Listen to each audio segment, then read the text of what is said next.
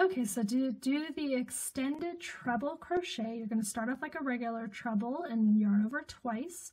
You're going to insert your hook into your next stitch and yarn over and pull up a loop. This is where it changes. You're going to yarn over and pull through just the first loop. That's going to be the extended part, kind of creates a chain.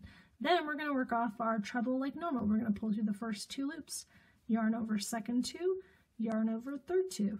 So again, yarn over 2 times. Insert your hook into your next stitch, yarn over, pull up a loop, yarn over, pull through the first loop only, then work off 2 at a time. Yarn over first 2, yarn over second 2, yarn over third 2. So that is the extended treble crochet super fast stitch refresher. If you need to see a more in-depth and slower tutorial on this, just check out my extended treble crochet tutorial. And thank you for watching.